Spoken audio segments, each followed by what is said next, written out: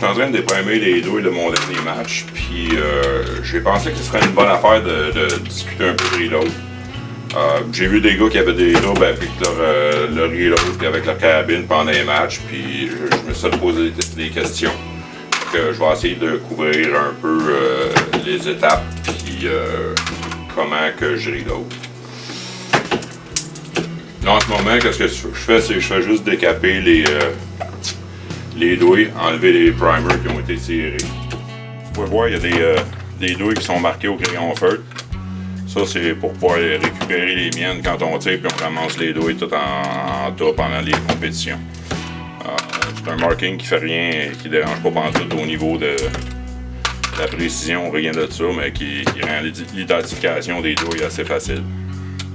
Bon, pour décaper les primers, on voit que je me sers d'un die RCBS, c'est un décapping die universel qui fait, eux autres ils disent 22 à 25, mais je m'en sers plutôt au calibre. C'est juste un die qui est bien lousse puis qui a une pin dans le milieu pour enlever les primers, ça touche pas à rien d'autre sur le case. Après ça, ces douilles-là vont s'en aller dans le nettoyeur ultrasonique.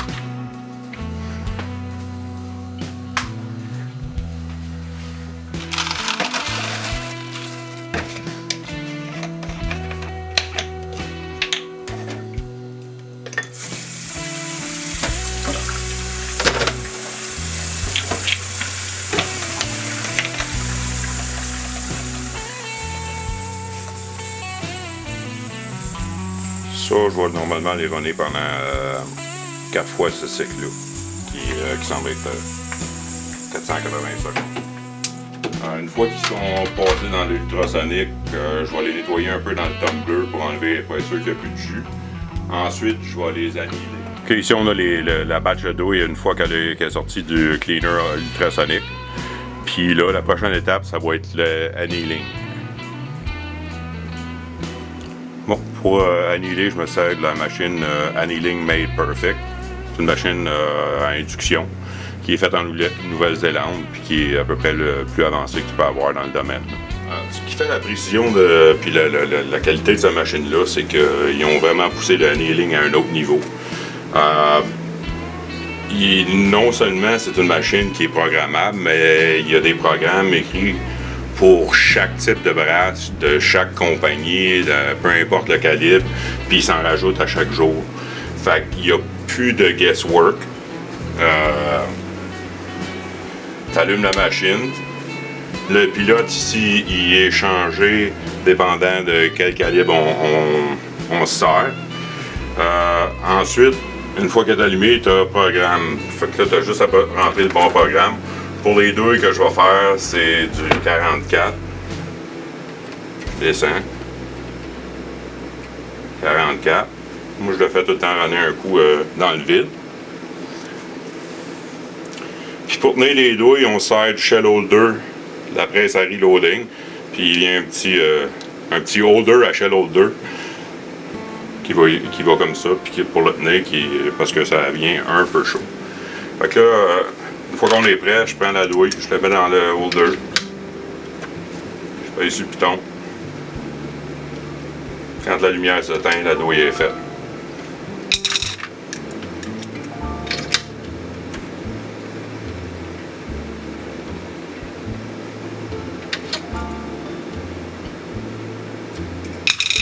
On va voir le changement de coloration. Fait que qu'est-ce que ça fait l'annealing?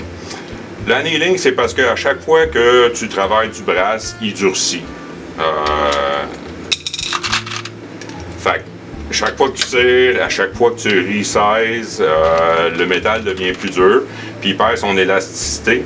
Ça veut dire que quand tu resize ta douille, elle resize pas nécessairement autant parce qu'elle a du spring, fait qu'elle revient. La pression avec laquelle tu tiens le plomb est plus la même, puis ça donne des variances au niveau pas de la fiabilité, mais de la précision de la load. Moi, j'avais remarqué, qu'est-ce qui m'a poussé à m'acheter une machine comme ça, c'est que je m'étais fabriqué une machine, comme on voit sur Internet, qui marchait au propane. Puis j'ai fait des tests de vélocité avec le certain calibre, avec la 22 Creedmoor. Puis juste en changeant rien d'autre qu'en annihilant, puis pas annihilant, je dropais mon SD sur ma load de 26 à 12, je pense. Ce qui est assez dramatique quand tu fais du tir long range. Fait que j'avais à peine fini de faire ma machine quand ça s'est apparu sur le marché, puis ça n'a pas pris de temps que je m'en suis commandé une. C'est rapide, c'est répétitif, il n'y a pas trop de gossage, il n'y a pas de flamme ouverte, fait que je peux faire ça n'importe où, je suis pas obligé de faire ça à la shop. Fait que c'est un bon investissement. L'annealing, c'est pas un step qui est crucial ou nécessaire. Mais quand tu tires tes douilles à plusieurs reprises, c'est jamais mauvais. Il y a beaucoup d'autres façons de le faire. Là, si vous allez sur YouTube, vous allez trouver, il y a du monde qui font ça avec une drill et une torche. Il y a des machines que vous pouvez fabriquer. Ça, c'est juste le step supplémentaire. Une fois que les douilles sont annihilées, ils sont resizés. Je vais vous expliquer comment c'était le resizing die pour bumper le neck. Parce que le genre de tir qu'on fait puis la chasse, c'est pas à place pour faire juste du neck sizing. C'est vraiment important de bumper le shoulder de l'outil. Bon. Quand on set le resizing die, c'est cette surface ici, l'épaulement, qu'on veut reculer. On veut la reculer, moi je préfère 2,5 à 3 mm. Jusqu'à 4, c'est acceptable. Puis, je considère que c'est une étape importante quand on reload pour de la chasse ou pour du tir PRS ou du tir tactique où que ça peut arriver qu'il va y avoir des saletés dans votre chambre ou sur votre munition. De faire juste du neck sizing, c'est trop risqué. Puis les gains en précision en valent pas la peine pour le genre de tir qu'on fait. Fait que comment qu'on set le die? C'est que je me sers du gauge lock and load de Hornady, de Headspace Gauge. La première chose que je vais faire, c'est que je vais prendre ça, c'est une douille qui a été tirée dans une carabine. Je vais la setter dans le gauge le mieux possible. Puis je vais zéroter mon gauge.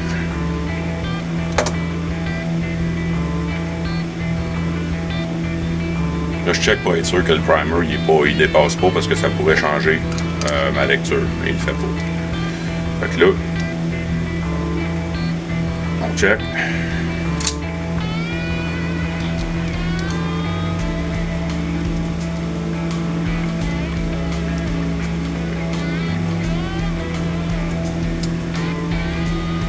Je fais 0.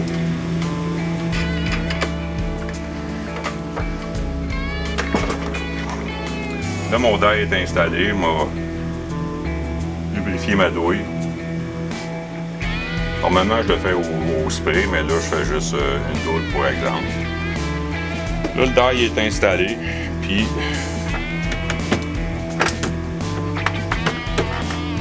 j'ai resizé ma douille. J'enlève le plus haut de la pièce. On voit qu'une fois que la douille est resizée, on a une lecture de moins 4 mm. Ça veut dire que j'ai repoussé mon épaulement de 4 mm par en arrière, qui est correct. Ça, c'est une 2,43, puis ça a été tiré dans une carabine qui n'est pas la mienne. Puis le die est seté pour la mienne. J'imagine que si ça prenait une douille pas venait de la mienne, on aurait une lecture de 3. Mais avec 3 ou 4, on split des cheveux en 4, là, on parle de millième de pouce. Fait que c'est comme ça. Si mon épaulement avait pas assez reculé, admettons que ça m'aurait donné 1 millième, mais il aurait fallu que je visse mon die. C'est ça, les quantités, quand tu essaies de jouer 1 ou 2 millièmes, c'est des mouvements qui sont infimes. Des fois, juste le fait de la serrer plus serrée, tu viens d'y en donner 1,5 millième. Fait que c'est cet ajustement-là qui est bien important.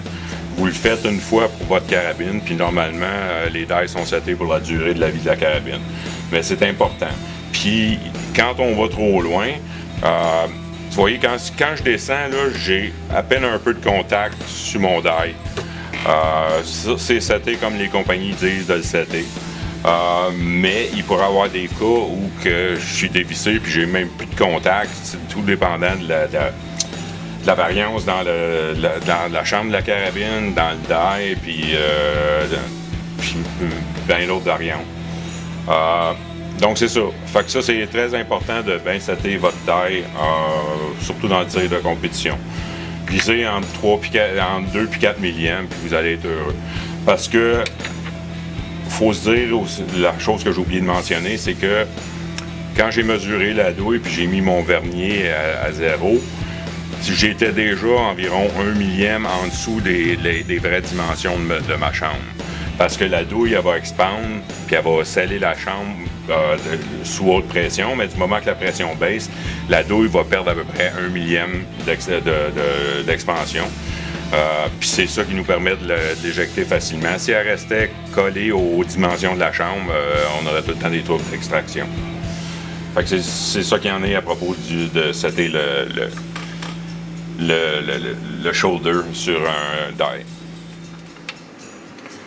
Ça, c'est mes die de 6 mm Creedmoor. Puis comme je m'en sers pour le 6 Creedmoor, le 22 Creedmoor, puis pour plus qu'une carabine, parce que j'ai reload aussi pour la carabine à Francis, je l'ai monté sur un collet qui me permet d'ajouter la profondeur du headspace avec une très grande précision.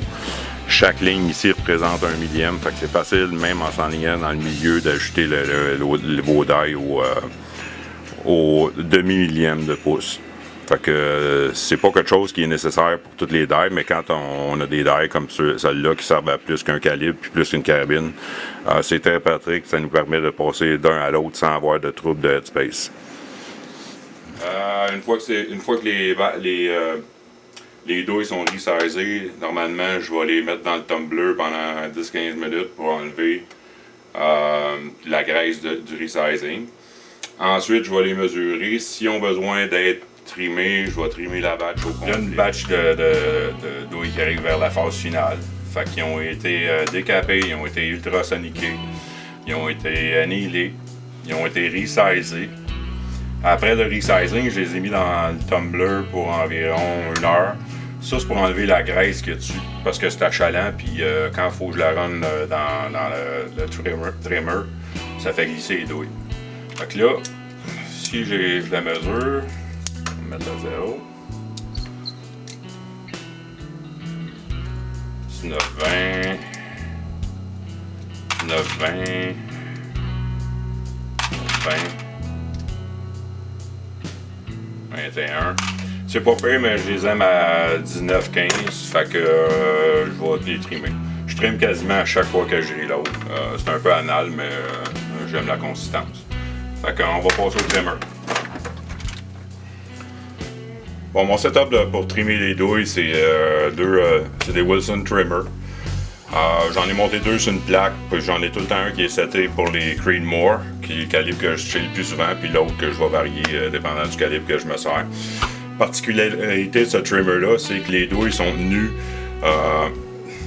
dans des collets qui représentent, qui est comme une chambre. Puis j'en ai plein pour différents calibres. Ça les tient solides, ça les tient centrés.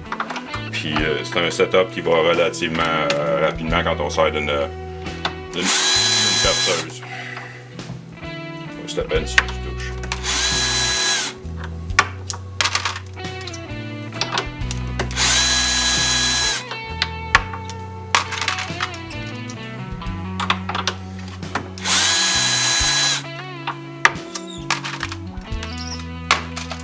Bon, une fois que les douilles ont été trimées, ils sont toutes à la même longueur, il reste juste à faire un petit deburring.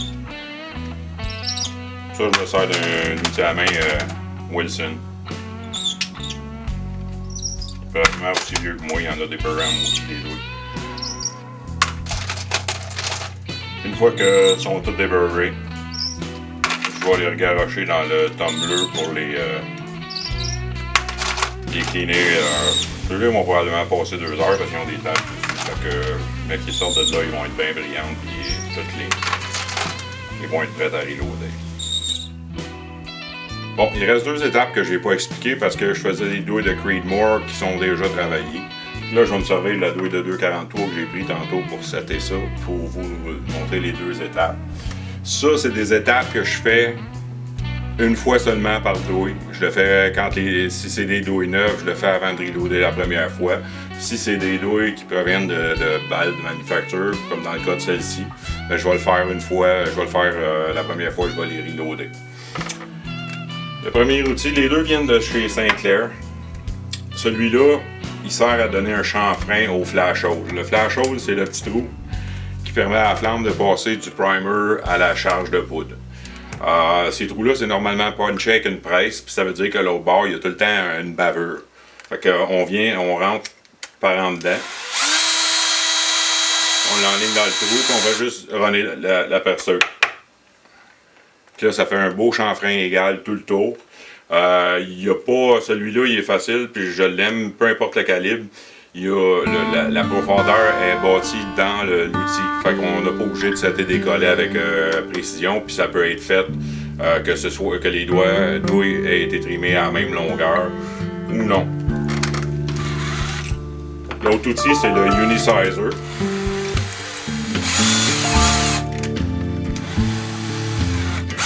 Ça, c'est un petit outil au carbide. Ça aussi, je me sers de la perceuse.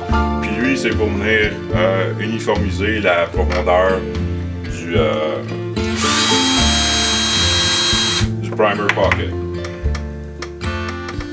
Et avec, c'est un outil qui s'indexe sur un épaulement. Ça veut dire que tu le rentres, tu peux pas aller trop haut.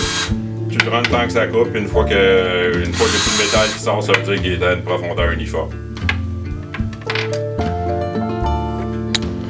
Ça, c'est l'outil pour chanfreiner les flash holes. Ça, c'est le Unisizer. Puis ici, on peut voir le trou primer pocket une fois qu'il a été unisizé. Bon, là, la batch de douille vient de sortir du tumbler. La dernière étape que je fais tout le temps, c'est que je vais me resservir du Unisizer. Puis je vais juste cleaner les primer pocket une dernière fois. Puis je m'assure qu'il n'y a pas de média pris dans le trou. Ouais, en gros, c'est ça. Ça, c'est les steps que je prends pour préparer mes douilles à chaque fois que je les reload. C'est bien de l'ouvrage, mais les résultats en valent la peine. J'ai de la consistance au niveau de mes loads qui est très basse, puis la précision, ça gage toutes les balles dans le même trou. Fait que ça vaut la peine, surtout quand on fait de la compétition. J'espère que ça vous a aidé et que vous allez en apprendre un peu. S'il y a de quoi, vous pouvez toujours m'écrire à northernhallersbrigade.com. Il y a un email, fait que juste à me lâcher des questions, je vais essayer d'y répondre. Je ne suis pas le plus rapide, mais éventuellement, j'y réponds. Bonne fin de journée.